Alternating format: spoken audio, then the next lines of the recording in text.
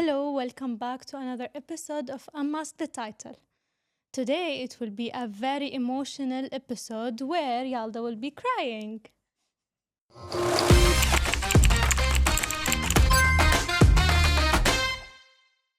Okay, it's not about Yalda crying. Anyways, it's a episode that we will unmask Yalda. Correct. So I will start with the first question, okay?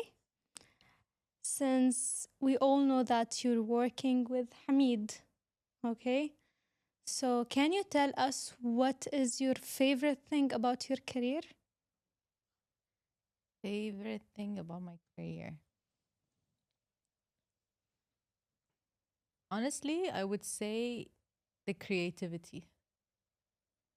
Like on a daily basis, we're creating content for sometimes ourselves, but most often for clients. And I feel like every day we need to come up with a new way of presenting almost the same thing.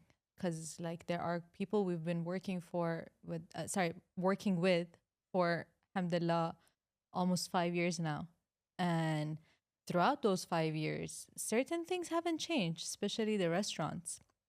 At the end of the day, it's just food, essentially, you know? So to come up with a new way of showcasing that food after 5 years, it has this like challenge in it, which I really like.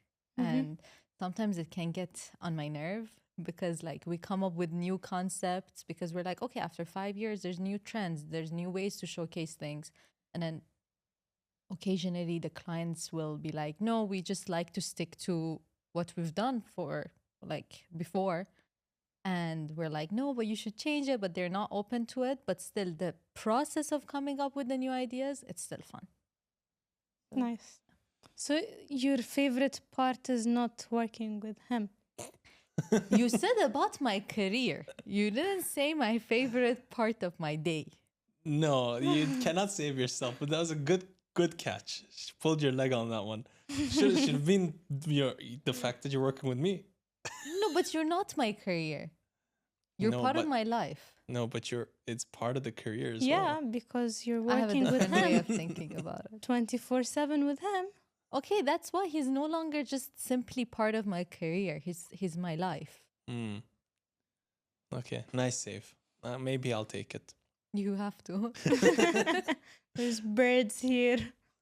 So let's step back a little bit and first and foremost, the way I like to start it as well is the way Anas Bukhash does it or Max Tuning. But I have a twist to it. So first, tell me what your title is if you were to sit with someone and they would just ask you what you do for a living. What is your title? What I do for a living as a title? Mm.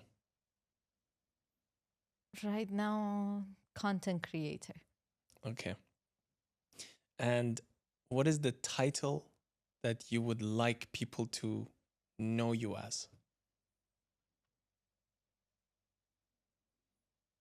Good one. Although I should have known that this question was coming. Yeah. I didn't think about it. I would say the title I would like to give myself is just a fighter. A fighter. Yeah. So what is one of the biggest turmoils of your life that you have faced? Me as your boyfriend pretty much know it all. But what is one of the biggest ones that stands out to you? Mm. Hmm. Had you asked me this question about a year ago, I would have said my dad leaving us. Mm. But about a year and a couple of months ago, I had some health challenges. And that, I think, was the biggest turmoil for me.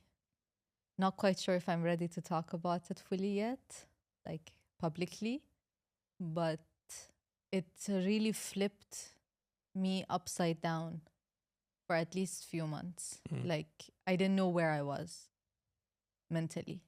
And it changed my perspective to people, to things, to life, to money, to career, everything. Mm. So from this turmoil, what exactly did you learn?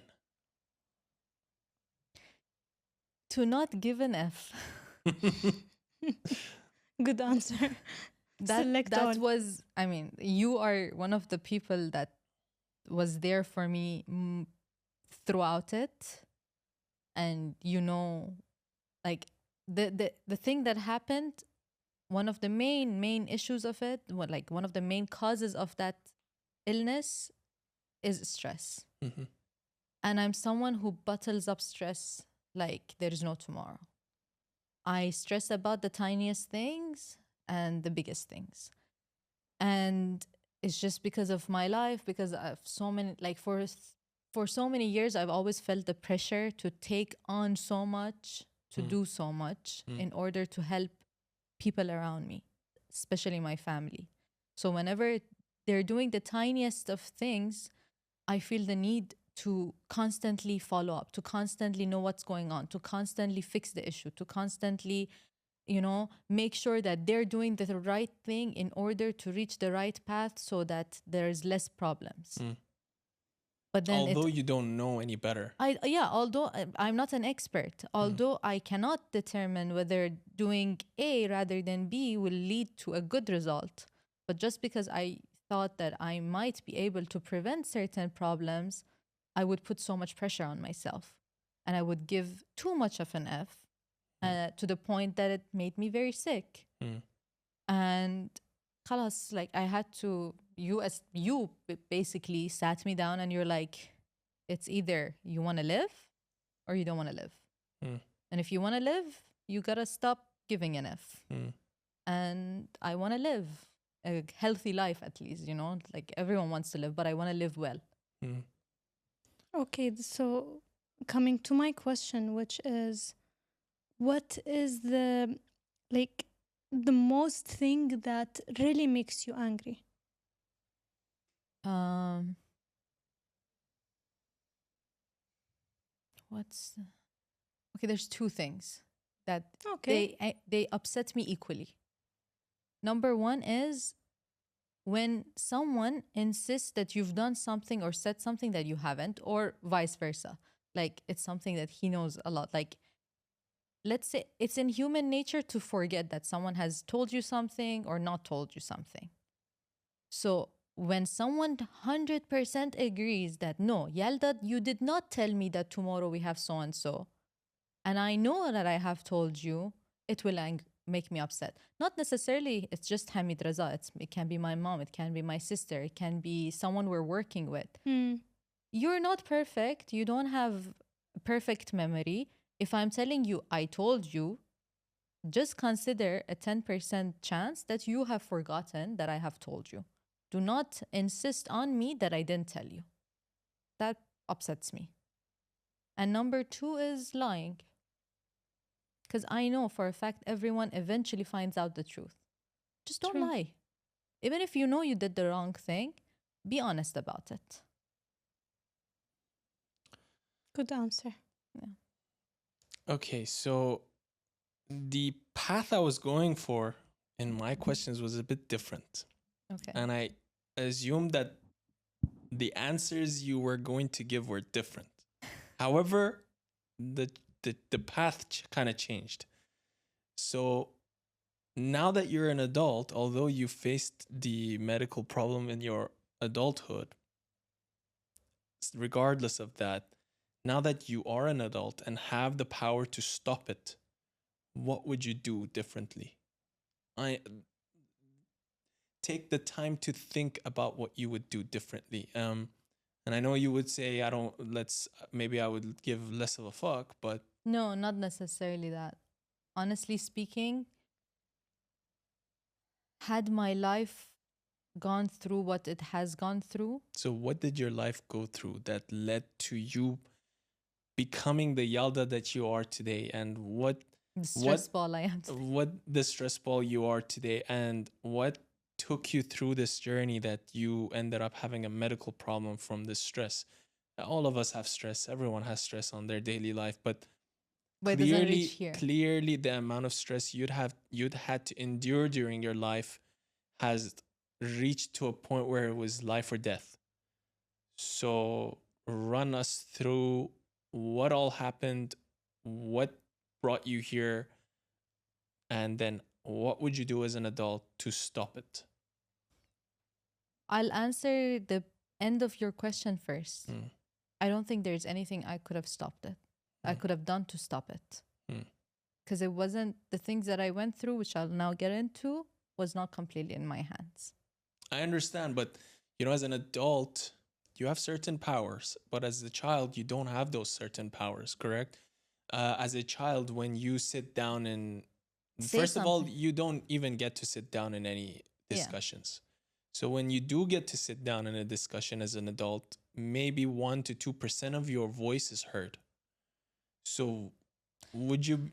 So, okay, let me explain what I went through. Maybe that will help with my answer. I've kind of touched upon it throughout our previous episodes here and there. Basically, since I was around maybe 5, 6 years old, that I was starting to understand basically what's happening in our lives, I always noticed that there were issues between my parents. I was really very well aware that my dad didn't necessarily come from money. My mom came from a wealthy family. And my dad, he tried to become wealthy. But in the process of it, up until maybe I was around at least 11, 12, it looked like he was doing it in a responsible way as a businessman who climbed the ladder, who did well, just like so many other people did. But on the side, what I was aware of was that he was cheating on my mom in a very, very obvious way, to the point that me, as a 7-year-old, I used to cry for my mom. I would see her and she did everything in her power to hide it from me. But unfortunately, my dad was shameless enough that it was obvious. And it was not easy for me to see my mom suffer like that.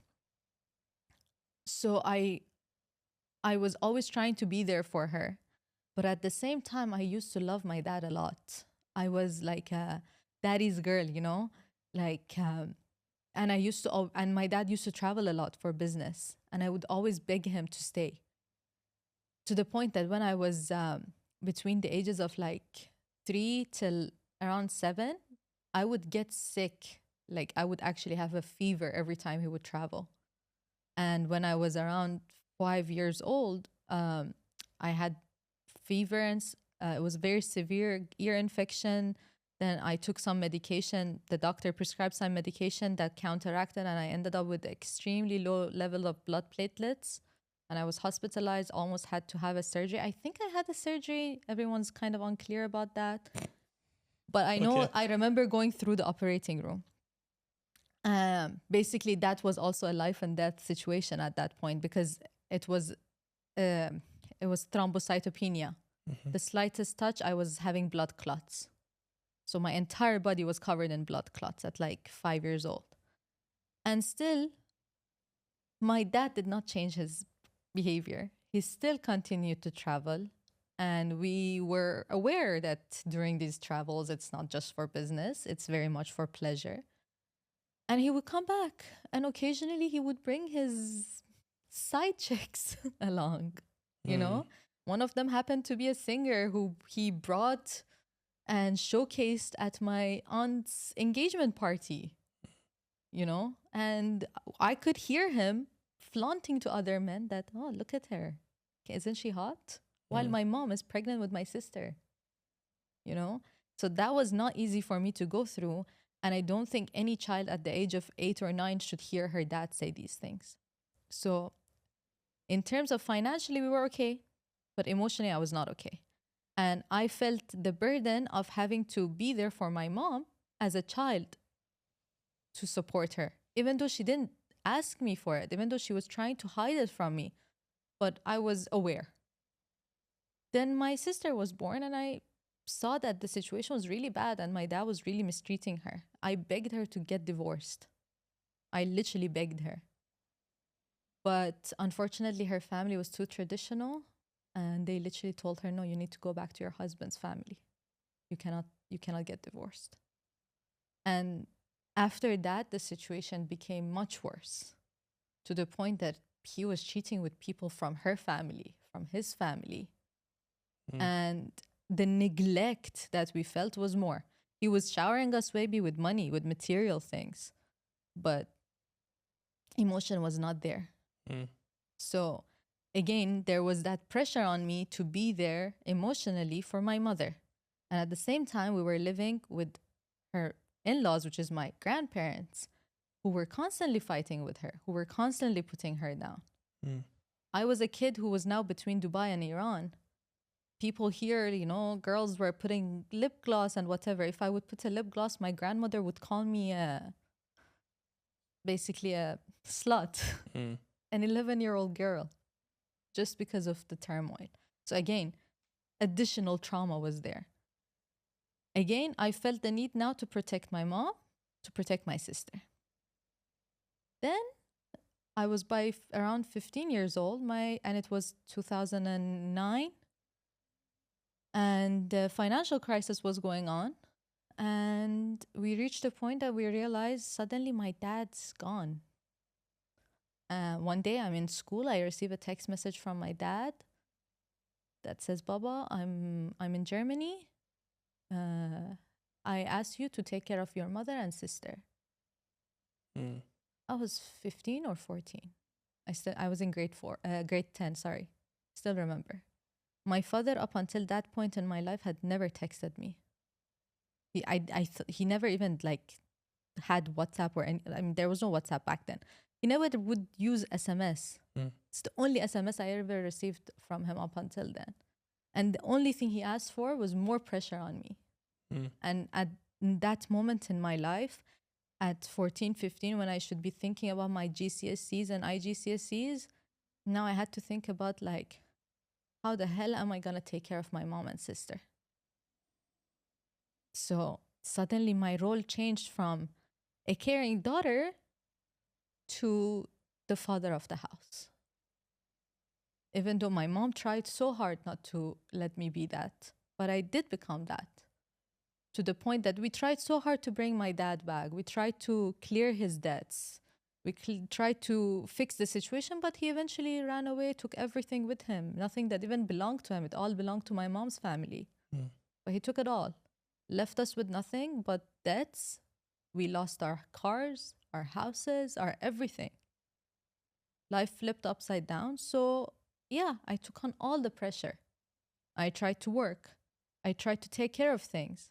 My mom tried to be a mother for her daughter, my sister. I had to sometimes be the bad guy in the house because I felt bad for my mom to be the bad guy and the good guy. To the point that my sister used to introduce me to her classmates as her father. She would be like, "Yeah, she's my sister, but she's actually my dad." So imagine all that. Yeah, I mean, I do have a little bit of a sit down once in a while where, you know, she discusses these things with me, and sometimes even her sister kind of tells her like, you know, I wish I could forget about all the times that you did this or did that. And then I'm always telling the sister that but she has to be like that, you know, she had no choice. So it's tough because I'm also in the same boat. Go on. Okay. Um, so since you were talking about the way that you were raised, so my question was, were you happy about the way you were raised? And why? I'm happy because my mom raised me and her family raised me, not my dad. I am no reflection of my dad, and I try very hard not to be.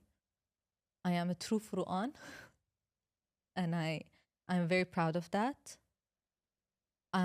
But of course, no one is perfect, and neither were they. So they have made certain mistakes, and I truly hope that I don't repeat those mistakes.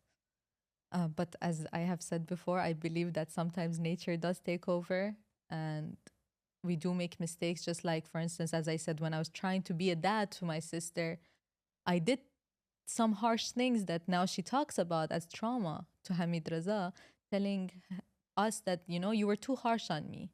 Back then, I thought being harsh is a good thing because I was raised in a harsh way. Mm.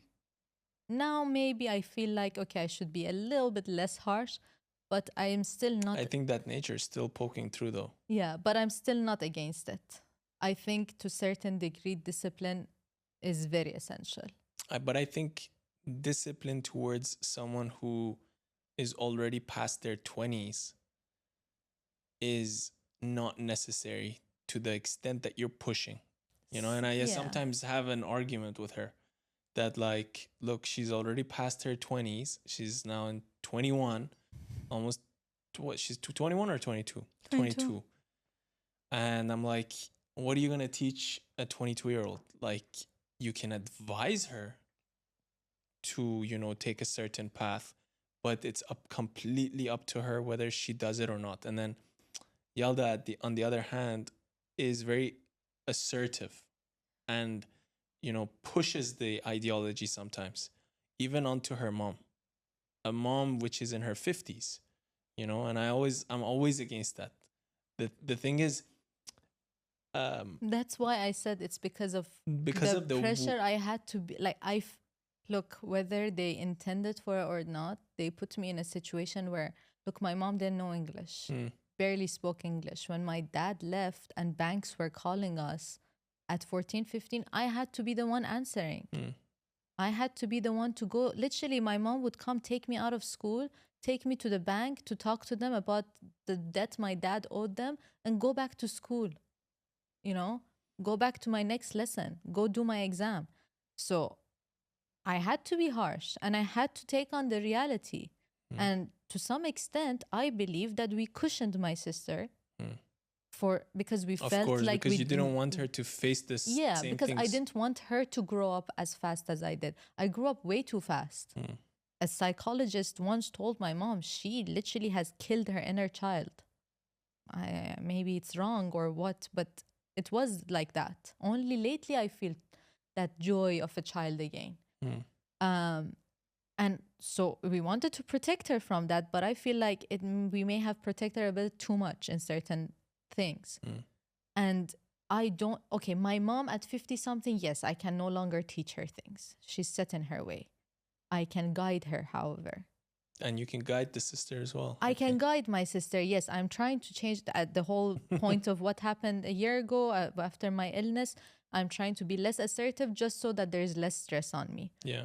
But at the same time, I don't agree that she's too old to teach her. No. It's not about, Because look, see, there are two. That's why I distinguished both your sister versus your mom. Your mom is not too old, but she has aged enough to be able to experience life almost double your age. yeah, So for you to be able to give her direction, it's very tough, because imagine a tree, and imagine your mom being an oak tree that has aged 50 plus years. And now you're trying to change the path of this oak tree that has risen to the skies to take a different path.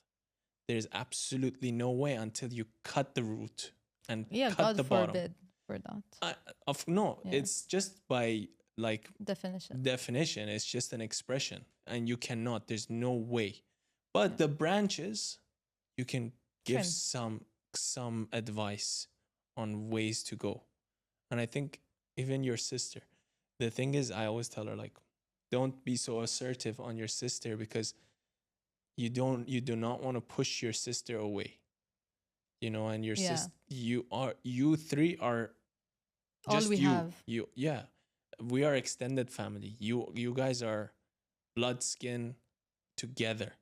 So to be less assertive, you don't lose anything.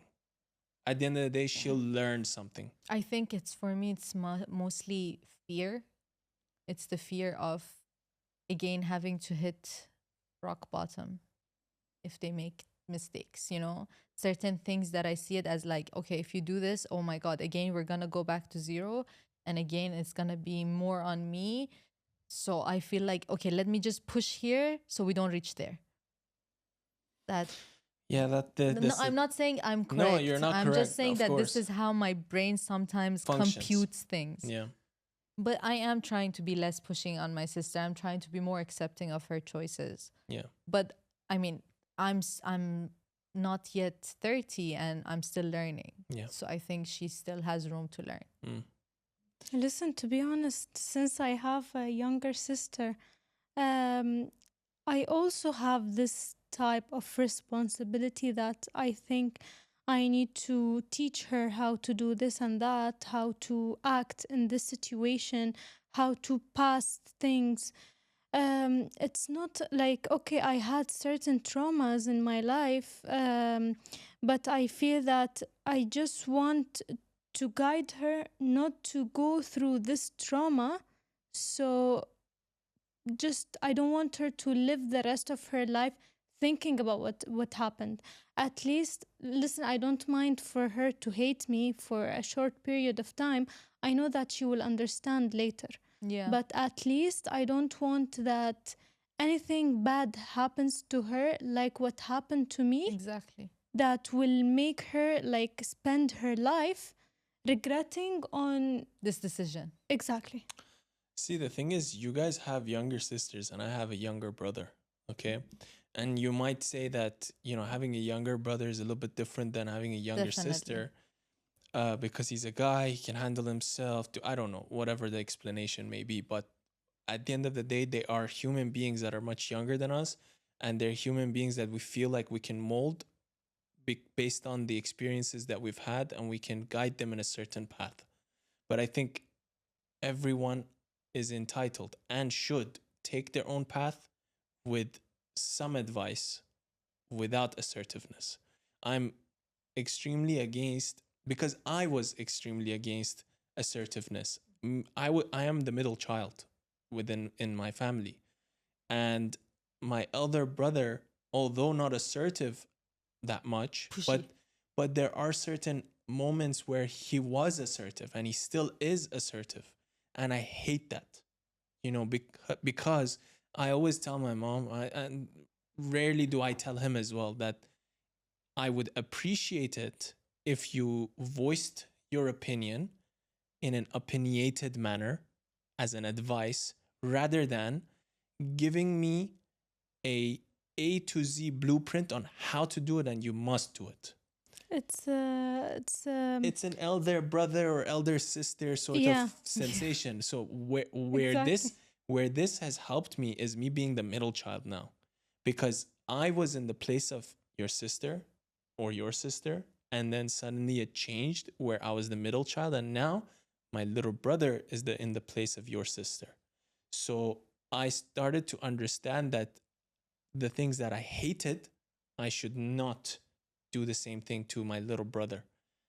I should be different. Yeah, look, You know, for when instance, he comes to me and he asks me about certain things, I'm not assertive.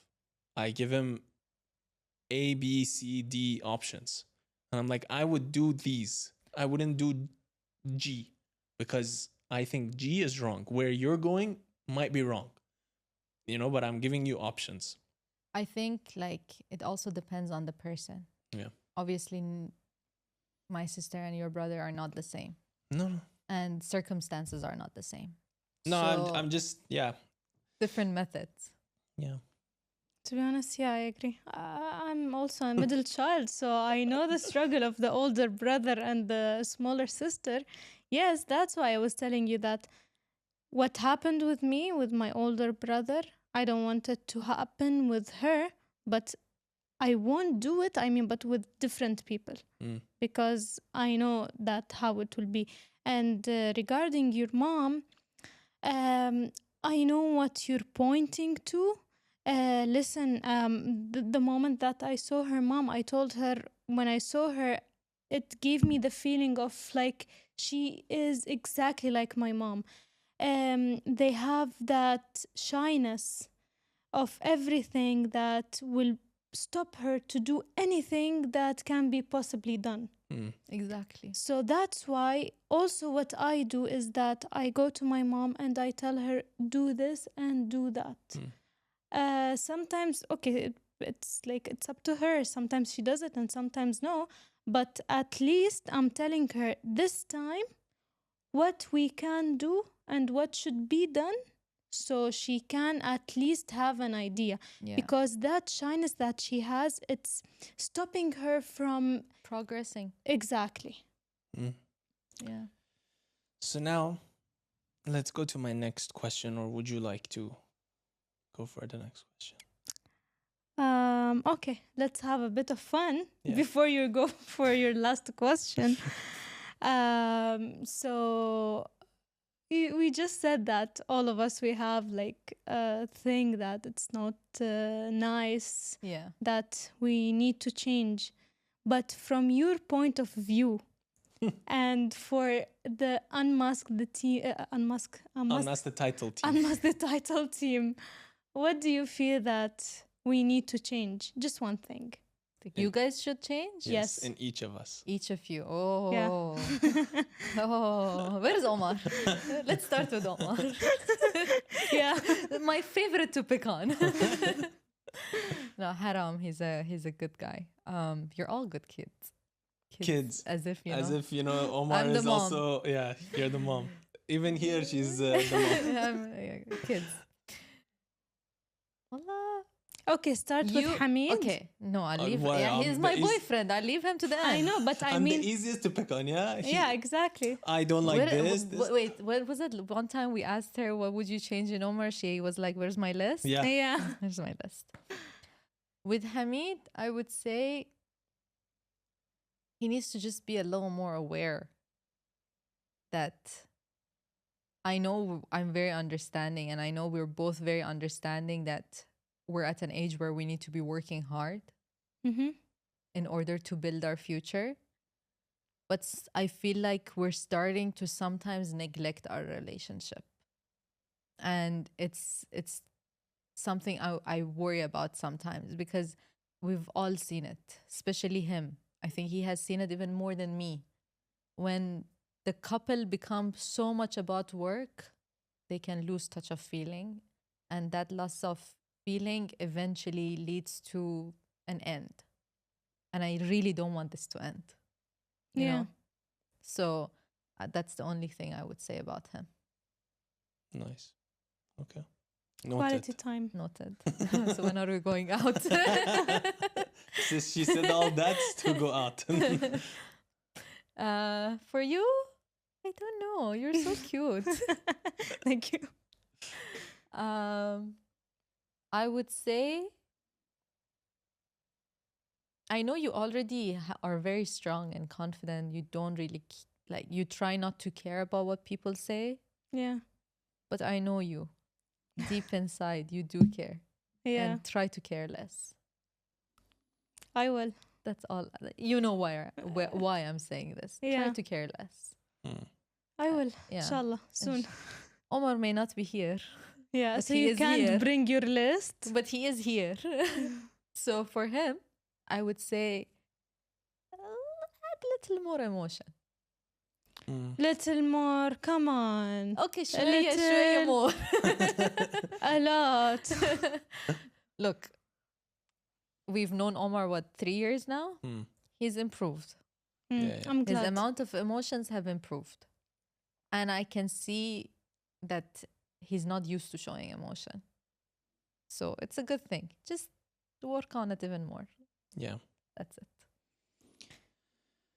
Okay, so from the turmoil that you've described, what is one precious thing you lost in the turmoils?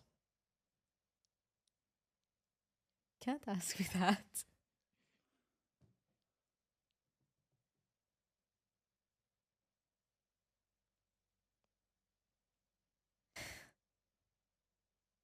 For a moment, I thought I lost myself.